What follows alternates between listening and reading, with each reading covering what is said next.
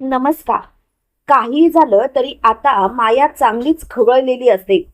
कोर्टामध्ये जानकीने असं काहीतरी बोललेलं असतं ज्यामुळे माया जानकीवरती हल्ला करण्यासाठी धावून जाते. पण त्याच वेळेला इन्स्पेक्टर साहेबांनी तिला धरलेलं असतं. त्यावेळेला जानकीने मायाचं सनसनीत थोबाड फोडलेलं असतं आणि जानकी मायाला बोलते, माया अगं एक नंबरची खोटारडी आहेस तू. अगं तू तुझ्या भावाचा बदला घेण्यासाठी आली होतीस ना. मग माया तू असं का वागलीस, का खोटारडेपणा केलास? हा खोटारडेपणा करणं खरोखर योग्य होतं का? तू खरोखर तुझ्या भावाचा बदला घेण्यासाठी आली होतीस की तुला तुझ्या भावालाच तुझ्या आयुष्यातून लांब करायचं होतं, त्याचा काटा काढायचा होता म्हणून हे सर्व खेळ रचलास आणि बरोबर आयत्या वेळी तो घाव घातलास. मकरनने आमच्यासाठी 2 सरबत आणले होते आणि त्या एका सरबतापैकी तू एका सरबतामध्ये विष कालवलं होतंस आणि नेमका मकरनने तो ग्लास उचलला. बरोबर ना? माया तुझ्या प्लॅन नुसार अगदी सगळं व्यवस्थित चाललं होतं. तुला तर हेच पाहिजे होतं की मकरन या आयुष्यात पुन्हा तुला दिसता कामा नये. तेव्हा मात्र माया बोलते, जानकी उगाच काहीतरी आरोप करू नकोस आणि माझ्यावरती असे आरोप करण्याआधी 10 वेळा विचार कर. मुळात मला तुझं हे वागणंच पटत नाहीये. तू असं कसं काय बोलू शकतेस? त्यावेळेला मात्र तिची खूपच चिडचिड झालेली असते. त्यावेळेला लगेच मोठ्यानी माया बोलते, पुरे, आता मात्र मी सगळं काही ऐकून घेतलं म्हणून मी शांततेने सर्व काही ऐकून घेईन अशातला भाग नाही. आणि मला आता या गोष्टी पटणार सुद्धा नाहीत आणि कधीच पटू शकत नाहीत. तेव्हा मात्र तिची खूपच चिडचिड झालेली असते. त्याच वेळेला जानकी बोलते, जज साहेब आतापर्यंत मी शांत होते. आतापर्यंत मला असं वाटत होतं की माया स्वतःच्या तोंडाने सर्व सत्य कबूल करेल, पण नाही. मायाला तर ते सत्य कबूलच करायचं नाहीये. मायाला असं दाखवायचं आहे की बस मीच हे सर्व केलं नाही आणि हे सर्व मी घडवून आणलंच नाही. पण काय आहे ना माया, शेवटी सत्याचा पर्दाफाश होतोच आणि तसंच तुझं खोटं सर्वांसमोर आलंय. माया तू तुझ्या भावाला मारण्यासाठीच हा प्लॅन आखला होतास. तेव्हा लगेच माया बोलते, नाही मी असं काही केलं नाही, माझ्यावरती असे आरोप करायचे नाही. तेव्हा लगेच मोठ्यानी जानकी बोलते, गप्पा बस. तुला तर तुझ्या भावाला संपवायचंच होतं म्हणून तर हे सर्व रचलंस. जानकीने स्वतःच्या बोलण्यात मायाला गुंतवलेलं असतं आणि शेवटी मायाने स्वतःच्या तोंडाने सर्व सत्य कबूल केलेलं असतं. माया मोठ्याने बोलते, हो केलं मी हे सर्व, कारण मला मकरनचा काटा काढायचा होता. मला सगळी मकरनची प्रॉपर्टी स्वतःच्या नावावरती पाहिजे होती. खरं सांगायचं तर मला असं करायचंच नव्हतं, मला बदलाच घ्यायचा होता. पण मकरन मात्र जानकीची बाजू घ्यायला लागला. येता जाता जानकी विषयी चांगलं बोलायला लागला. ज्या जानकीला उद्ध्वस्त करण्यासाठी मी स्वतः मास्कमॅन झाले, नाही ते केलं.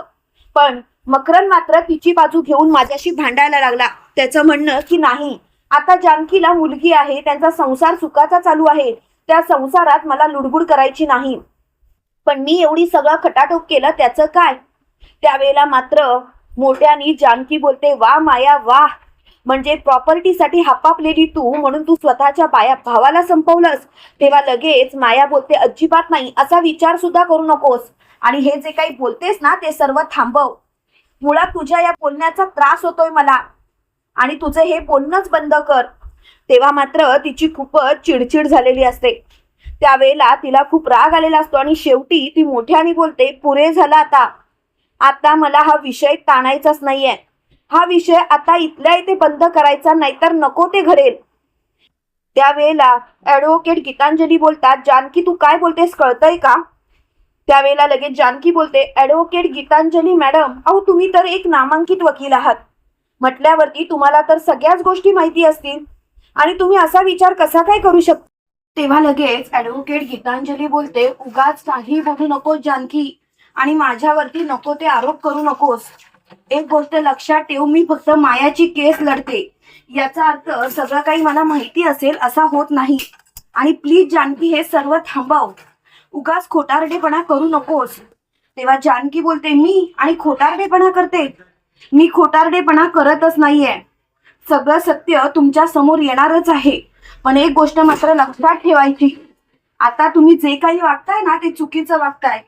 तेव्हा लगेच मोठ्यानी ऍडव्होकेट गीतांजली बोलते, जानकी तुझ्याकडे असा काय पुरावा आहे ग? ज्यामुळे तू हे सिद्ध करू शकतेस की मकरंदला मायानेच मारण्याचा प्लॅन आखला. तेव्हा लगेच जानकी बोलते, आहे ना, मला वाटलंच होतं तुम्ही हे बोलणारच, आणि म्हणूनच माझ्याकडे असा काही सबळ पुरावा आहे जो पुरावा बघितल्यानंतर तुमच्या पायाखालची जमीनच सरकेल. तेव्हा लगेच ऍडव्होकेट गीतांजली बोलते, हो मग तोंडाची वाफ कशाला दवडतेस, डायरेक्ट पुरावा आण समोर, आम्हाला पुरावा बघू दे जानकी. एकदा जर का पुरावा बघितला ना तर आमचं सुद्धा मन हलकंच होईल. तेव्हा मात्र जानकी बोलते, ठीक आहे, पुरावाच आणते ना समोर. आणि जानकीने मोठ्याने हाक मारलेली असते, मकरंद लवकरात लवकर कोर्टात हजर हो. तेव्हा मात्र माया खूपच घाबरते. मकरंद हा शब्द ऐकताच ऍडव्होकेट गीतांजलीच्या सुद्धा पायाखालची जमीनच सरकलेली असते. ती बोलते, काय मकरंद, मकरंद जिवंत कसा का असू शकतो. नाही, ही जानकी काहीतरी खोटं बोलते. पण जानकी जर का एवढी कॉन्फिडंट आहे नक्कीच मकरंद जिवंत आहे. तेवढ्यात मात्र मकरंदची तिथे दमदार अशी एंट्री झालेली असते. आणि मकरंदला बघितल्यानंतर जानकी खूपच खुश होते, तर माया आणि ऍडव्होकेट गीतांजली मात्र हादरतात. त्यांना खूप मोठा धक्का बसतो. काय करावं तेच त्यांना कळत नसतं. शेवटी माया बोलते, दादा, दादा तू जिवंत, दादा तू जिवंत होतास तर तू माझ्या समोर का आला नाहीस. त्यावेळेला मात्र मकरंदने मायाचं सटासट असं थोबाड फोडलेलं असतं. त्यावेळेला माया बोलते, दादा अरे काय करतोयस तू. दादा मला मान्य आहे तू माझ्यावरती चिडला असणार. तेव्हा लगेच मकरंद बोलतो, गप्प बस, अगं बहीण म्हणून तुझ्याजवळ काही व्यक्त झालो, पण तू मात्र मलाच संपवलंस. आणि कशासाठी, या प्रॉपर्टीसाठी. अगं फक्त एकदा बोलायचं होतंस, दादा मला तुझी प्रॉपर्टी पाहिजे. अगं सगळं काही तुझ्यावरती ओवाळून टाकलं असतं, पण हे सर्व असं करायची गरज नव्हती. तेव्हा मात्र मोठ्याने माया बोलते, हो दादा, दादा खरंच तुला असं वाटतं तू सगळं काही माझ्यावरती ओवाळून टाकलं असतंस.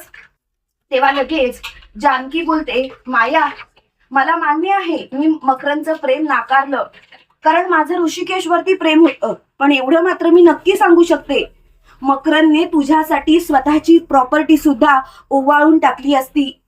कारण त्याचं त्याच्या बहिणीवरती किती प्रेम होतं हे मला आणि सायलीला चांगलंच माहिती आहे. हे ऐकल्यानंतर माया बोलते, तुमचा एवढा कॉन्फिडंट, अरे हा मकरंद कसा आहे ना तुम्हाला माहिती सुद्धा नाही, एक नंबरचा खोटारडा आहे. तेव्हा मात्र मकरंद बोलतो, इथेच तर मी हरलो. जज साहेब, हिने मला मारण्याचा प्रयत्न केला, हिने मला संपवण्याचा प्रयत्न केला. जज साहेब, या मुलीला माफ करू नका. जानकीवरती सुद्धा हिनेच हल्ला घडवून आणला. उलट जानकीचे उपकार की मी वाचलो, नाहीतर माझ्या आयुष्याची माती झाली असती.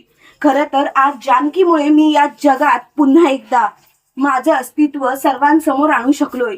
हे ऐकल्यानंतर मात्र मायाला खूपच राग आलेला असतो. त्यावेळेला लगेच माया बोलते, वा मकरंद वा, तुझ्यासाठी एवढं सगळं मी खेळ रचला, पण तू मात्र शेवटी या जानकीचीच साथ दिलीस. असं सर्व करायची काय गरज होती मकरंद. अरे जरा तरी तुझ्या बहिणीचा विचार करायचा होतास. तेव्हा लगेच मकरंद बोलतो, कोण बहीण, तू. अगं तुझा विचार काय करायचा मी, तूच सांग ना, जरा तरी विचार कर. तेव्हा मात्र माया बोलते, मकरंद अरे या जानकीचा बदला मी तुझ्यासाठी घेत होते.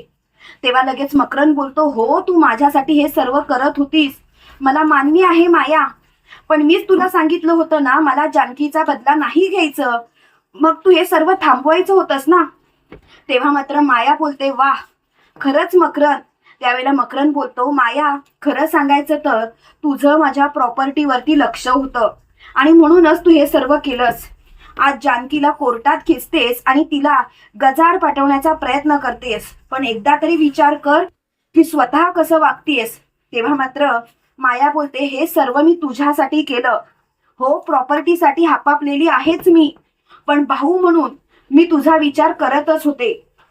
तेव्हा मात्र मकरंद बोलतो, हो भाऊ म्हणून जर का तू माझा विचार करत होतीस तर एक गोष्ट लक्षात ठेव माया, आता स्वतःचा गुन्हा कबूल कर आणि कायमची गजाड जा, कारण तुझ्यासाठी हेच महत्वाचं आहे. तेव्हा मात्र माया बोलते, अजिबात नाही, आता मात्र मी तुझं काही ऐकणार नाही मकरंद, आणि तुझं काही मला ऐकायचं सुद्धा नाही.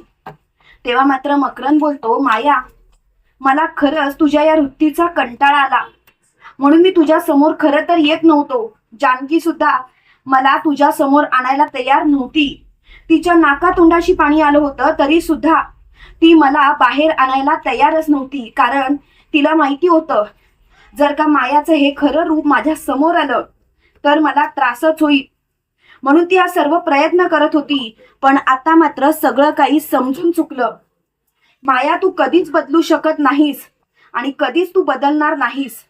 तुला जानकीला गजाड पाठवायचं आहे हे मला कळलं होतं आणि म्हणूनच कदाचित मी हे सर्व मुद्दामून जानकीला न सांगता कोर्टात निघून आलो आणि कोर्टाच्या बाहेर थेट आल्यानंतर जानकीला भेटलो आणि जानकीला सांगितलं, जानकी मला मायाच्या विरोधात कोर्टामध्ये स्वतःहून साक्ष द्यायची आहे. तेव्हा जानकी सुद्धा तेव्हा विरोध करत होती. त्यावेळेला लगेच माया बोलते, मकरंद बस झाली या नाटकं, आता खरंच बस झालं. खरंच तुझ्या या वृत्तीचा ना कंटाळा आलाय. काय सारखं जानकी जानकी करतोयस? जरा तरी विचार कर माझ्या भावनांचा. तेव्हा मात्र मकरंद बोलतो, जज साहेब मी स्वतः सांगतो, ही माया जे काही करते ना ते स्वतःच्या स्वार्थासाठी. ओवीला सुद्धा हिनेच किडनॅप केलं होतं आणि एवढंच काय तर मला सुद्धा मारण्याचा प्रयत्न हिनेच केला आणि जानकीवरती हल्ला सुद्धा हिनेच घडवून आणला. या सर्व गोष्टी जानकीने माझ्यापासून लपवल्या होत्या. पण शेवटी सत्य हे सर्वांसमोर येतच ना. तसंच सत्य माझ्या समोर आलं आणि तेव्हा मात्र ही माया अडकली. तेव्हाच मी ठरवलं की काहीही झालं तरी सुद्धा मायाच्या विरोधात साक्ष द्यायची म्हणजे द्यायची. आणि म्हणूनच मी मायाच्या विरोधात साक्ष देतोय. जज साहेब मायाला कठोरातली कठोर शिक्षा करा. तेव्हा जज साहेब बोलतात, ॲडव्होकेट गीतांजली सरंजामे तुम्हाला काही बोलायचं आहे का? तेव्हा गीतांजलीला कळून चुकलेलं असतं की आता आपल्या हातातून ही केस निघून गेली आहे, काहीही बोलण्यात अर्थ नाही. तरी सुद्धा गीतांजली काही बोलणार. तेवढ्यात मात्र जानकी बोलते, तुमच्याकडे काही बोलण्यासारखं आहे? गीतांजली सरंजामे, केस जिंकायची आहे म्हणून खोटं नाटक काहीही सांगू नका. कारण मायाचा भाऊ स्वतः इथे येऊन साक्ष देत आहे आणि तुम्ही मात्र आता तोंडावर पडला आहात. तेव्हा लगेच गीतांजली बोलते, नाही जज साहेब मला काही एक बोलायचं नाही. तेव्हा लगेच माया बोलते, असं कसं बोलू शकता तुम्ही? काहीच बोलायचं नाही म्हणून? तुम्ही माझी केस घेतली आहात म्हटल्यावरती तुम्हाला काहीतरी बोलावंच लागेल ना. पण तुम्ही मात्र अशी केस कशी काय सोडू शकता? तेव्हा मात्र गीतांजली बोलते, काय आहे ना माया, आता सगळं काही संपल्यात जमा आहे आणि तू सुद्धा ते स्वीकारावंस अशीच माझी इच्छा आहे. माया, तुला जेलमध्ये जाण्यापासून आता कोणीही वाचवू शकत नाही. तेव्हा मात्र माया चांगलीच घाबरलेली असते. त्यावेळेला जानकी बोलते, बघितलंस माया, स्वतःच्या हाताने स्वतःच्या पायावर धोंडा पाडून घेतलास. तेव्हा लगेच माया बोलते, जानकी तू आता जे काही करतेस ना ते सर्व थांबव, कारण तुला माहिती नाहीये तू किती चुकीचं वागतेस ते. तेव्हा जानकी बोलते, मी काहीच चुकीचं वागत नाहीये माया चुकतेस ती तुला कळतच नाहीये की तू काय करतेस ते. पण एक ना एक दिवस तुझ्या या वागणुकीचा तुला पश्चाताप होईल. पण तेव्हा मात्र वेळ हातात नसेल. मकरंद आता सांगतोय ना ते ऐक माया, स्वतःचा गुन्हा स्वतःच्या तोंडाने कबूल कर आणि स्वतःला पोलिसांच्या स्वाधीन कर. तेव्हा मात्र माया बोलते, मी असं काही कबूल करणार नाही. आणि ॲडव्होकेट गीतांजली मॅडम, तुम्ही एवढ्या नामांकित वकील आहात पण या जानकी समोर स्वतःची हार पत्करलीत. तेव्हा ॲडव्होकेट गीतांजली मॅडम बोलतात, माया तू माझ्याशी खोटं बोललीस. स्वतःच्या भावाला मारण्याचा प्रयत्न तू केलास आणि माया तू आता माझ्याशी असं वागतेस. एक नंबरची खोटारडी आहेस तू, खोटारडी. तेव्हा मात्र माया खूपच चिडलेली असते. त्याच वेळेला लगेच ॲडव्होकेट अवंतिका बोलते, जज साहेब तुमच्या समोरच सगळे काही पुरावे आहेत आणि सगळ्यात सबळ पुरावा म्हणजे मकरंद कुलकर्णी. त्याने स्वतः येऊन कोर्टामध्ये साक्ष दिली आहे, तेही स्वतःच्या बहिणीच्या विरोधात. अजून काय पुरावा पाहिजे? जज साहेब म्हणजे याचाच अर्थ जानकी रणदिवे यांनी मायावरती जे जे आरोप केले ते आरोप खोटे नसून खरे आहेत. याचाच अर्थ केस सगळी काही आता समाप्त झाली आहे. तेव्हा मात्र माया बोलते, अशी कशी समाप्त होईल? माझा खेळ एवढ्या लवकर समाप्त होऊच शकत नाही. तेव्हा मात्र ॲडव्होकेट अवंतिका बोलते, बघा जज साहेब कोर्टातच ती धमक्या देते, याचा अर्थ तरी समजून जा, म्हणजे हे सर्व त्या मायानेच घडवून आणलंय एवढं मात्र नक्की. तेव्हा मात्र जानकी बोलते हिला काहीही बोलून उपयोगाचं नाही, ही कधीच सुधारणार नाही.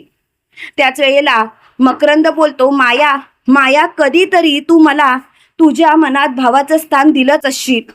त्या मताने मी तुला सांगतोय, प्लीज प्लीज माया स्वतःच्या तोंडाने सगळं काही कबूल कर. त्यावेळेला जानकी बोलते, मकरंद जाऊ देत, आता जज साहेबांसमोर तर सगळे पुरावे आहेत ना. मायाने कबूल करू दे किंवा नको करू दे, याच्याशी आपलं काही एक देणं घेणं नाही. तेव्हा मात्र माया बोलते, असं कसं? मी जोपर्यंत कोणता गुन्हा कबूल करतच नाही तोपर्यंत तुम्ही माझ्यावरती कोणतेही आरोप लावू शकत नाही. तेव्हा मात्र तिची खूपच चिडचिड झालेली असते.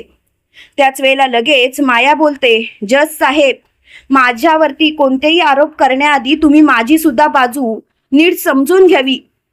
तेव्हा ॲडव्होकेट गीतांजली बोलते, जज साहेब, बाजू समजून न घेता आता हिच्यावरती सरळ खटला दाखल करावा एवढंच मी सांगेन.